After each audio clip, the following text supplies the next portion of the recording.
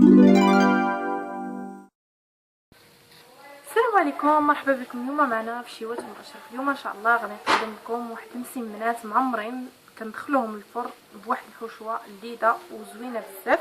هنا بسم الله على بركه الله عندي المقادير نتاع العجينه. هنا عندي جبانيه ونص نتاع دقيق القمح او دقيق القمح الصلب او الفينو، كل واحد شنو يسميه. وهنا عندي الدقيق الابيض، النوعيه تكون ممتازه. هكا غادي نخلط هاد الكميه. عندي انا 3 جبانيات نتاع الدقيق الابيض، وعندي جبانيه ونص نتاع دقيق القمح الصلب. غادي نخلط كما شفتوني، خلطت الدقيق مع بعض باش ينسجم. وغادي ندير الملح على حسب الذوق. هكا غادي ندير واحد 2 معالق نتاع الزيت. تابعوا معايا هاد العجينه هذه نتاع المسمن، راه كتعطينا واحد التوريقه وواحد القرمشه زوينه بزاف. غادي ندير معلقه نتاع العسل. هكا نزيد واحد شويه غير على حسب اللوين. هكا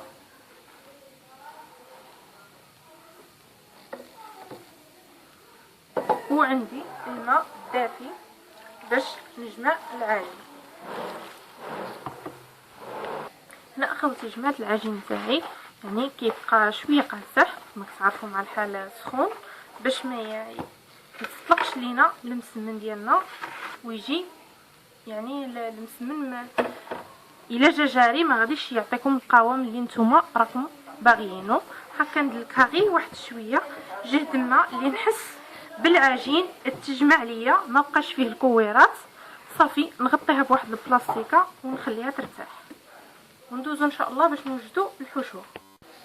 هنا اخواتي بالنسبه للحشوه اش غندير؟ هنا عندي صدر نتاع الدجاج او الديك الرومي اللي كان متواجد عندكم، كنقطعو هكا مربعات صغارين.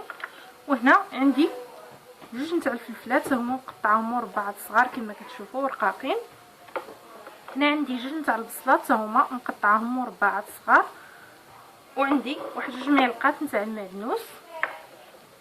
وعندي هنا 2 مربعات نتاع الشوربه الشعريه او كما نقولوا هكا. هي انايا درت ليها الماء غليان وكنخليوها مده واحد 10 نتاع الدقائق، يعني في هذاك الماء غليان حتى يعني كترطب. وكندير هكا في واحد الصفايه ونخليها تصفى. دابا اول حاجه غادي نبدا بالبصله.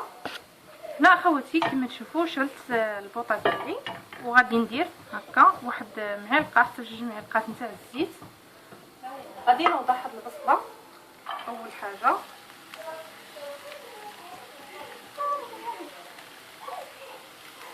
غادي نوضع عليها قريصه الملح، وغادي نبدا نشحرها حتى كتطلق داك الماء ديالها. هنا اخواتي كما تشوفوا البصله يعني تشحرات، بدات كتشحر، هي باقي ما طابتش ولكن راه بدات كتشحر. غادي نضيف عليها الفلفله هذه ونخليها حتى هي تشحر معاها.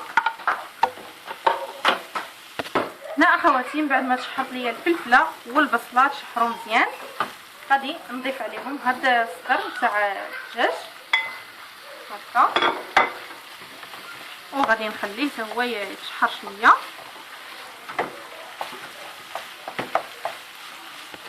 هنا اخواتي من بعد ما تشحر ليا الدجاج مزيان كما كتشوفوا الدجاج تشحر، غادي نضيف عليه هاد المعدنوس. وغادي نضيف كذلك واحد رشه نتاع الكمون ورشه نتاع الفلفل الاسود هكا غير رشه. وغادي نضيف كذلك راس معلقه نتاع الصبر يابس مطحون هكا. هنا اخواتي غادي نزيد واحد المعلقه مع عمراش نتاع الهريسه. وغادي نضيف الزيتون، زيتون خضر مقطع دوائر كما كتشوفوا. وغادي نضيف واحد المعلقه نتاع الصوجه كتعطي مذاق زوين لهاد الدجاج هكا في واحد قطرات. صافي. وغادي نشد هذيك الشوربه الشعريه وغادي نقطعها.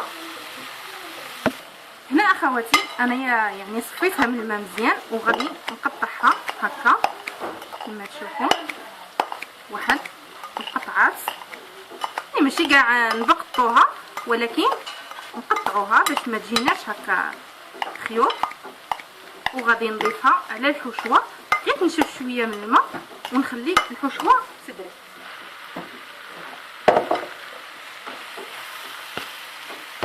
وهكا اخواتي صبحت عندنا الحشوه جاهزه.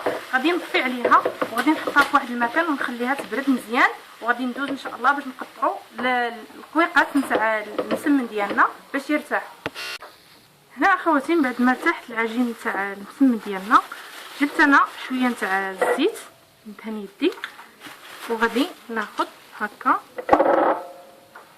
كميه وغادي ندهن هذا البلاطو هذا اولا الصينيه اللي نحطو فيها، وغادي نقطعهم هكا كما تشوفوا. نحاول نديرهم قياس واحد قويقات ونخليهم يرتاحوا شويه. هنا اخواتي الخبيزات القويقات عفوا نتاع المسمن ارتاحوا. جبت القليل نتاع الزيت وغادي نبدا نورق فيهم، نورقهم مزيان مزيان هكا. هنا اخواتي كما تشوفوا الراق المسمنه ديالي مزيان مزيان. ندير القليل نتاع الزيت شويه ونطويها هكا وهكا وهكا وهكا، يعني مربعه المسمنه ديالي كله. المسمن اللي قطعت القويقه ديالي غادي نديرهم هكا مربعين ونحطهم على جنب يرتاح. هنا اخواتي انايا كما تشوفوا برقت المسمنه ديالي والحشوه راه بردت. هنا عندي الفرماج الاحمر غادي نجيبو، كنت دايره في المجمد وغادي نحكو هكا يعني كامل ونخلطو مع الخليط هكا. هنا اخواتي انا حكيت الفرماج تاعي وخلطته مع الحشوه وغادي ندهن طاوله العمل بالقليل من الزيت.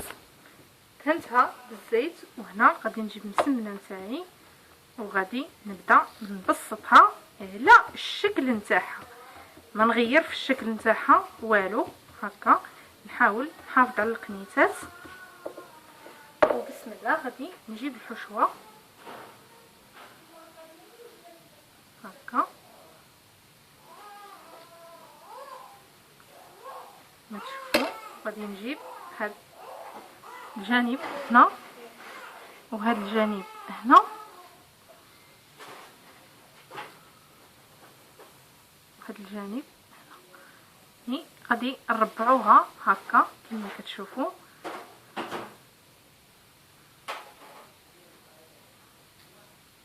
هكا.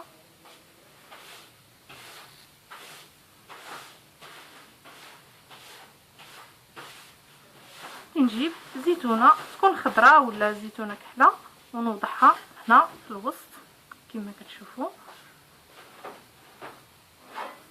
انا حدايا هنايا اللاطه نتاع الفرن غادي نهزها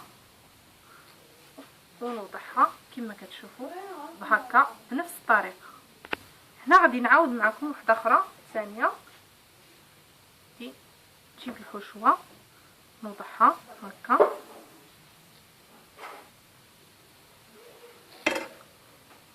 دائما هكا وهكا صافي. تجيب زيتونه